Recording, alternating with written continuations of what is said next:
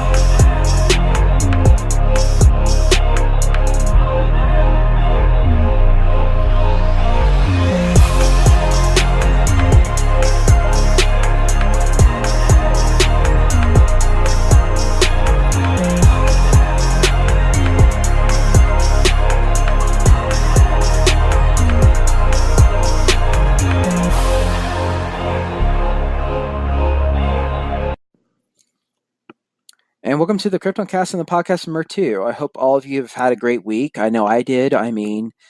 Been really busy, but you know what? I'm starting to get through it. I'm starting to figure out my flow, so things are going pretty well.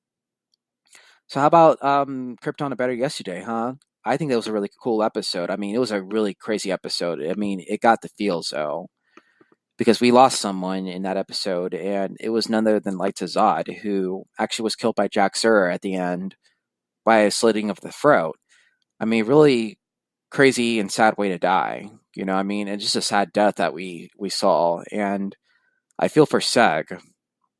The fact that he saw the love of his life just died before his eyes, and I feel like with that whole, that was just a symbol of the fact that it wasn't going to last between the two. A Seg, not a Seg, scratch that, an L and the Zod.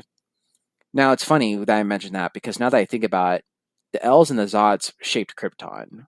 As it was mentioned in the last couple of seasons, or episodes, the last couple episodes, that we learned that the Segs, or that the L's and the Seg, I'm so sorry, that we learned that the L's and the Zods, there we go, the L's and the Zods actually played a huge role in Kryptonian history. And they're playing a much bigger role right now in this Kryptonian civil war, which I feel like should be called, I like to call it the Kryptonian Civil War, though, but it could also be called the L and Zod War, too, because it's a sort of like the Union and the Confederacy in the U.S. Civil War, because you really think about it, the rebels are under the banner of the House of L, whereas the Kandorians and most of Krypton are under the banner of Zod. So it's just, you're starting to see these true colors come out, I feel. And again, I think this episode should be called the true colors and feels rather than the Better Yesterday, because you're starting to see this war is starting to bring out the true colors of people, and I feel like war in general does that. War does that to a lot of people. And I remember when my grandmother used to, my grandma would tell me stories about World War II. My granddad fighting in the war, and that he actually fought in one of the famous, most brutal, crazy battles of the Second World War called the Battle of the Bulge. My granddad actually fought in the U.S. Army. My mother's father and, my grandma's husband fought in the U.S. Army. And, he was just a kid growing up growing up in Maine who loved sports, he really loved hockey too. And he actually enlisted into he was actually drafted into the war and fought in this crazy battle. And there was this one story I remember that was told to me where when he was fighting in the war, and particularly in this battle, I mean, before the war, my granddad just didn't like onions. I mean, he despised onions. You know, didn't like the taste of them. But then during the battle, he found onions in some random dude's cellar, and he just started eating at them because at that point in the Battle of the Bulge, you have to understand there was like in like any other battle, there's probably going to be shortage of food almost. Well, not in all battles, so but in this battle in particular, because I mean, the Germans were actually kind of like trying to surround the Allies, the U.S. Army and the British. And so my granddad found these onions, and he decided that maybe I ought to eat these, because if I don't eat them, I'm not going to survive. Then when he saw his buddies getting killed, I mean, he just something in him just snapped, and he didn't at this point he didn't care that he was shot at. And I mention this because in the war that's been going on in season 2 of Krypton, you can imagine the fact that it's changing a lot of our characters. I mean, it's doing things to Zod and Jax-Ur, people who are not necessarily on the battle lines or anything like that, though, but people who at the same time who are initiating the war, who are pointing the directions or who are running their troops, and the things that happen in this war, it causes them to change their psyche. It's like with my granddad when when he saw his buddies get killed. He was at the point where he didn't care he just didn't care if he got shot at. He just went full force, and he actually lived to tell about it. Thank goodness. Otherwise, I mean, me and my siblings and everyone else, I mean, we wouldn't be around. I mean, my mom, I mean, we wouldn't be, I mean, like, we wouldn't be around.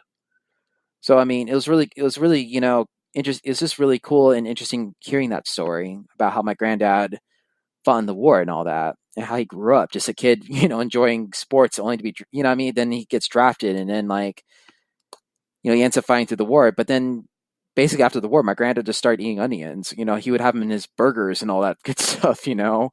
So, but that's one way that war can change people, and it's definitely this war that we're seeing in Krypton has changed Jax-Ur, and it's changed Zod.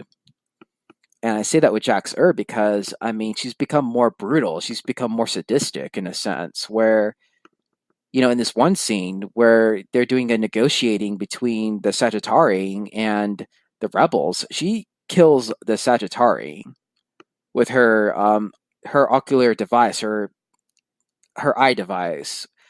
And it turned out that how she got that eye problem was from Lyta herself. So you can kind of understand why she became more jaded as she did, because Lyta actually did something to her eye. But what she does to Lyta at the end is just beyond like wow, and it kind of makes you wonder, if Jax-Ur and Zod are one and the same.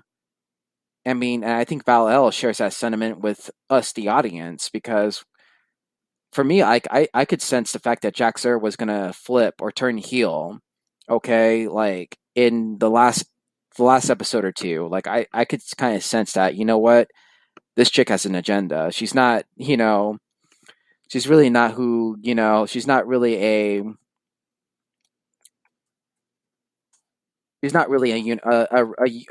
rainbow and unicorn. You know what I mean? Like she's not really, she's no. I mean, she's not really a softie. She's crazy. I mean, she's probably one who would be very likely to flip. And it kind of reminds me of Hunger Games too, when that one politician who was seemingly on the side of the rebels turned out to actually be sort of someone who was willing to kill people to bring out her own agenda. And Katniss, was just horrified. I mean, I think Seg's going to go through the same exact thing too, where he's just shocked. Especially when he sees his girlfriend, the love of his life, just die. You know, and in the comics, actually, it's interesting. Jax-Ur is actually an adversary of Superman. So you know what? That's a foretelling of the role she's going to probably play in the future. She could become just as much as an adversary of Superman. Like the same league as Zod, because again, they're basically the same person almost, just on different sides. So yeah, I mean, I'm actually reading an article on Jax-Ur right now, and actually, the version in the comics is a male, you know. But yeah, so I knew a heel turn was going to come with Jack Sir. Now, which brings to now that I mentioned Lyta, you kind of can't help but wonder. Okay, if Zod is indeed Lyta and Seg's son, how is Zod still living?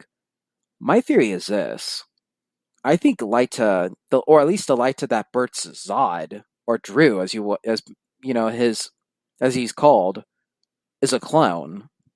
You know why I say that?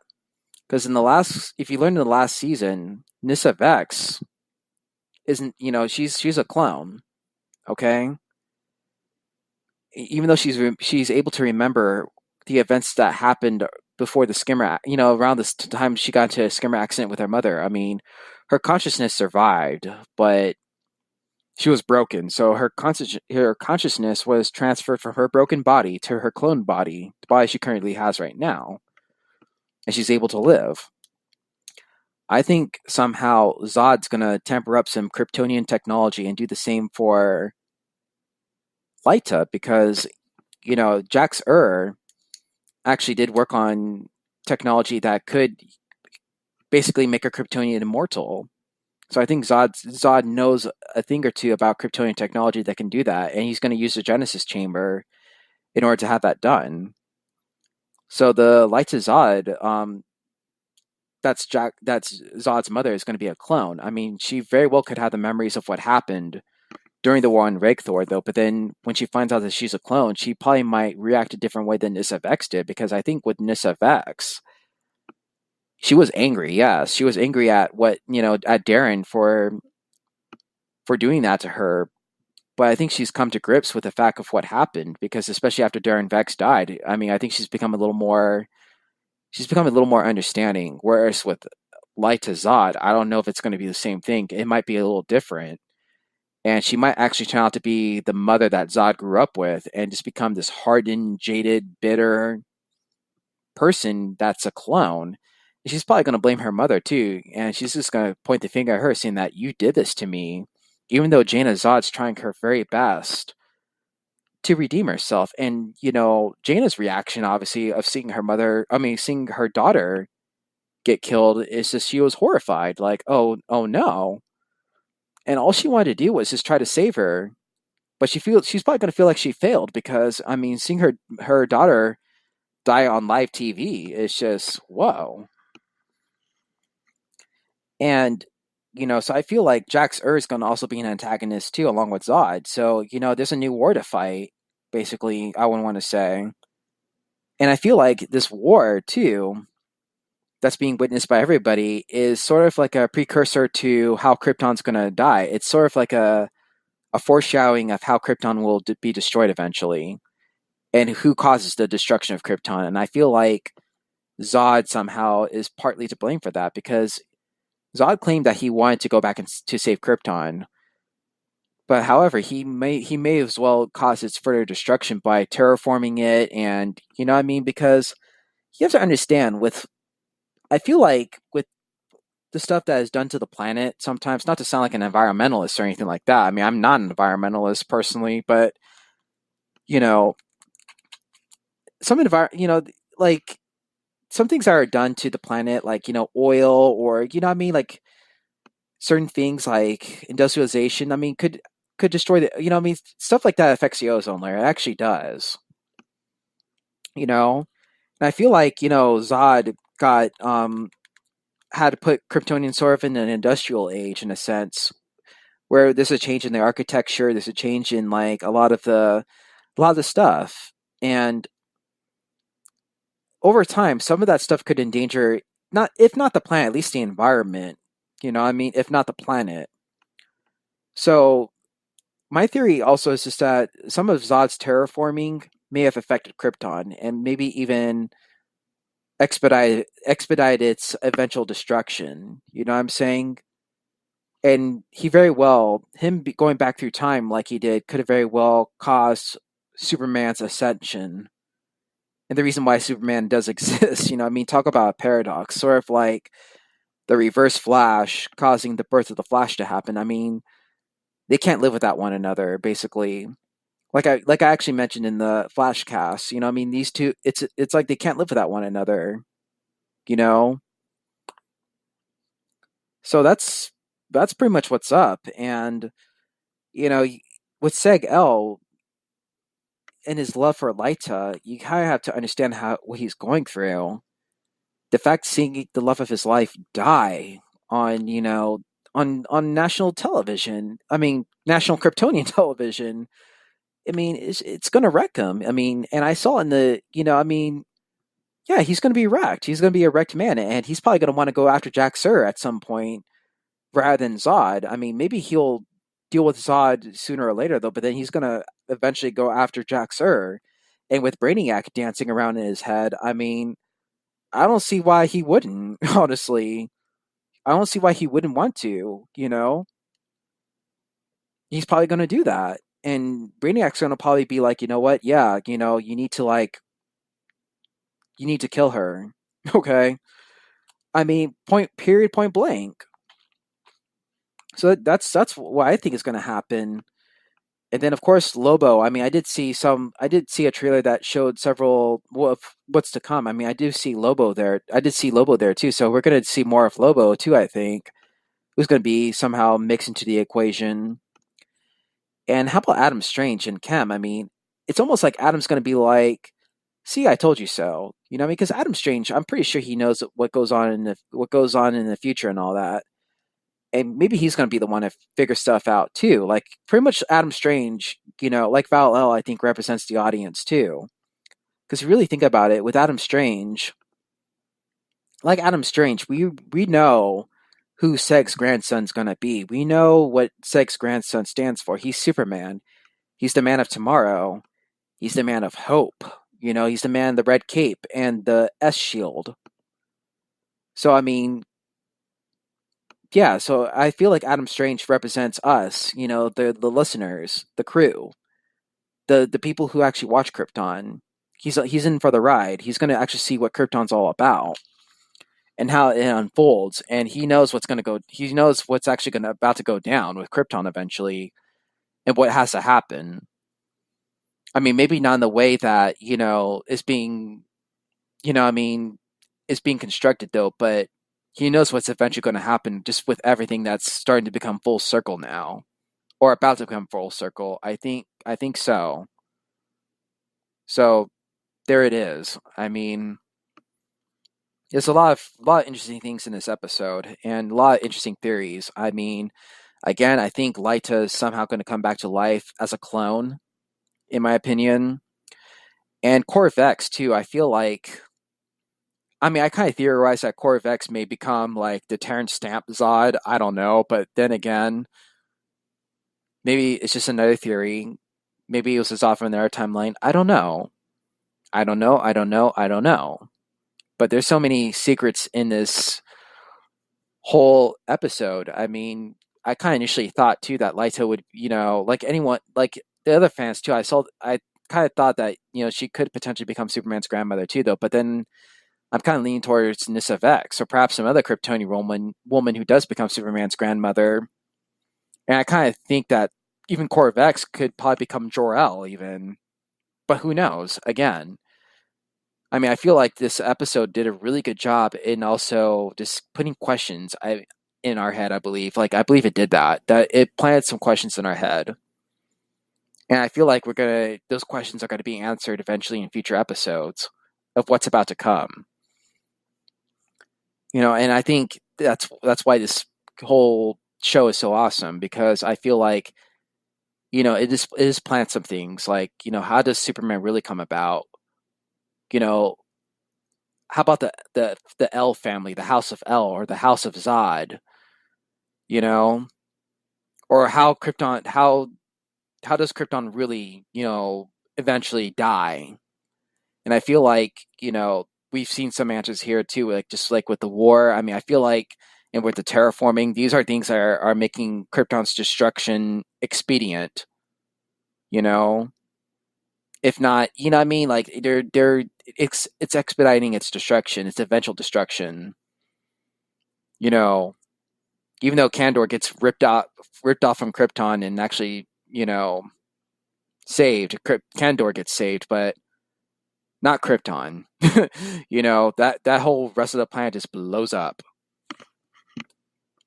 So yeah, I mean, really cool episode. And again, I think rather than calling it a better yesterday, it should actually be called True Colors in the Feels. And I mean, I don't think that we've seen the last of Light to Zod. I think again she's going to come back as a clone, and because think about it, Zod's still existing. And I did see the trailers for the future episodes. I saw one trailer where Seg is just crushed. He's crying. He's breaking down because of like what he witnessed. And Dev M and Jaina are just looking on like completely distraught. And you can imagine what Dev M's going through too, because Dev M loved this woman. Okay, this is someone he was destined to marry, and he's feeling for Seg right now because before those two were like at each other's throats, but now they kind of understand each other. Like, you know what? I know what you're going through, brother. And it's just dang. And there's a scene too where Zod is really pissed off. You know what I mean? And he actually throws a subordinate out from his office. And all this because, you can kind of understand how she felt too, because she felt duped by Zod since he disguised the Sagittarius prisoners as her people, and it kind of set her off. But then again, Jax I think, is going to become an antagonist too as well. So I mean, I'm really excited for what we're going to see in the next episode. And I think things are going to start to make more sense. It's going to come to full circle, and we're going to know who the true bad guys are. So that's going to wrap it up for this Kryptoncast from the podcast number 2. Don't forget to follow us on Twitter at PFE2 underscore, PFE2 underscore, and my Twitter at Brian's Comics underscore 1. And also on Instagram as well, PFE2 underscore and Brian's Comics underscore 1. And like I said, you listeners of the crew out there, stay ever so awesome. This is Brian from Earth 16 signing out.